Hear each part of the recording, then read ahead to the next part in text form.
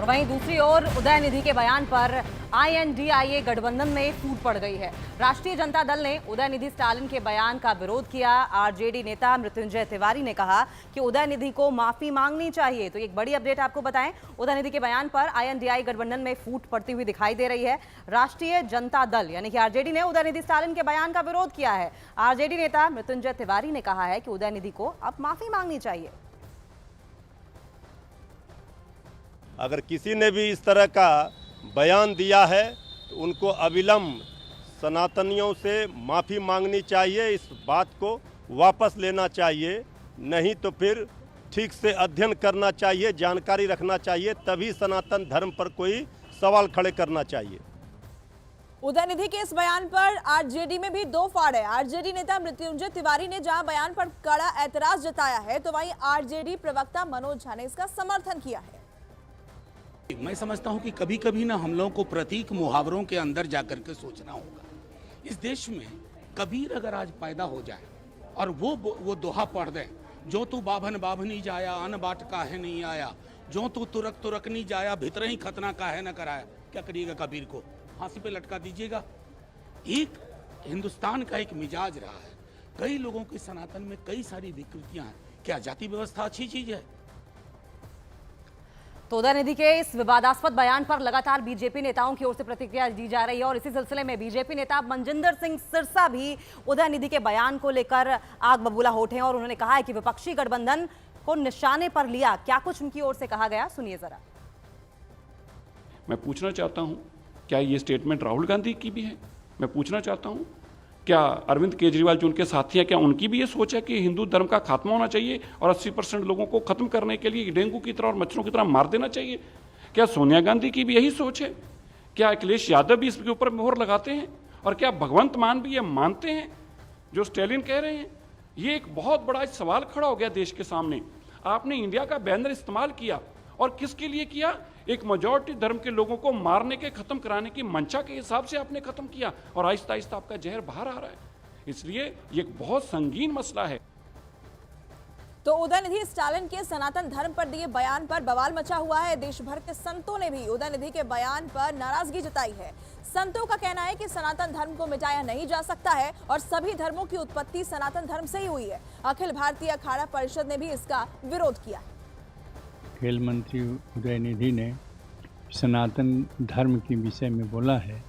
सनातन धर्म आज से धर्म है, उसी से सारे जितने भी धर्म हैं, जितने पंथ हैं, उनकी उत्पत्ति हुई है। उसको किसी भी कीमत से मिटाया नहीं जा सकता। चाहे खेल मंत्री उदयनिधि के साथ अनेकों आ जाएं तब भी, चाहे पूरा विरोधी हो जाए, लेकिन वह जो सनातन धर्म है वह आज से आया है, वो अंत तक रहेगा।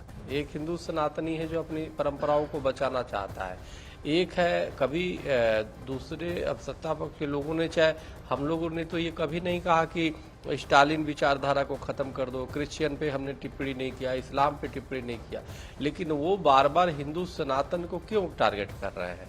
उनको अगर आपत्ति हो तो मोदी जी पे टारगेट करते, आप भी सत्ता पक्ष के बारे में, उनके नीतियों के बारे में बोलते, लेकिन वो हिंदू सनातन पे इसीलिए आ रहा है क्योंकि उनकी सबसे बड़ी समस्या हिंदू सनातन है।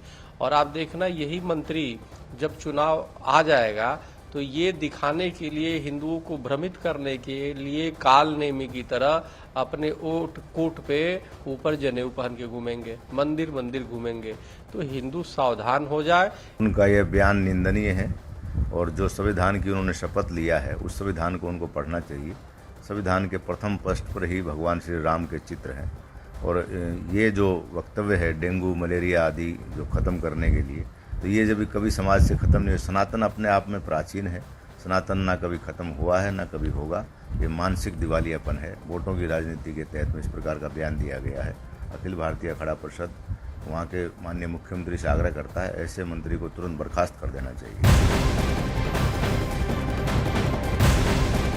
तो उदयनिधि के बयान की लगातार निंदा की जा रही है। वहीं गुवाहाटी पहुंचे RSS प्रमुख मोहन भागवत एक कार्यक्रम में शामिल हुए और इस दौरान उन्होंने कहा कि हमारे देश का नाम इंडिया नहीं भारत होना चाहिए। उन्होंने सलाह दी कि लोग इंडिया शब्द का इस्तेमाल करना छोड़ दें और भारत शब्द का ही इस्तेमाल करें। मोहन भागवत ने कहा कि देश का नाम सदियों से भारत है और बोलने लिखने में सभी जगह भारत शब्द का ही इस्तेमाल करें। महाराज जी ने कहा इंडिया नहीं, भारत होना चाहिए। हम सब लोग इंडिया शब्द का उपयोग करना छोड़ दें और भारत शब्द का उपयोग करना प्रारंभ करें। कभी कभी अंग्रेजी जानने वालों के सामने हमको बोलना पड़ता है, तो भाषा के प्रभाव में इंडिया आ जाता है, क्योंकि उनको समझना चाहिए, कोई जरूरत नहीं। मोहन भागवत के इस बयान पर कुछ लोगों ने ऐतराज जताया है। असम के AIUDF नेता रफीकुल इस्लाम ने कहा कि इंडिया ही भारत है और भारत ही इंडिया है, जिसका जो मन करे वो बोल सकता है। वहीं समाजवादी पार्टी के सफीकुर रहमान बर्क ने मोहन भागवत के बयान पर कहा कि RSS के नेता पहले इंडिया बोलते थे, अब ऐतराज इसलिए क्योंकि विपक्ष ने गठबंधन का नाम इंडिया रख दिया।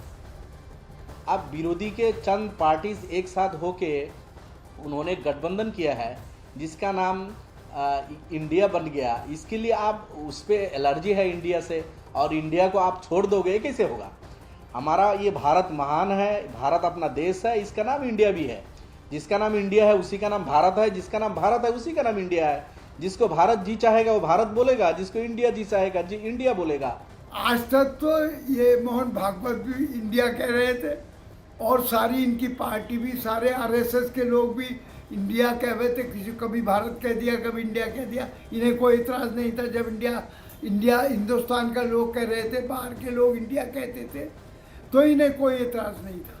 लेकिन आज चूँकि मुल्क के हालात बदल रहे हैं और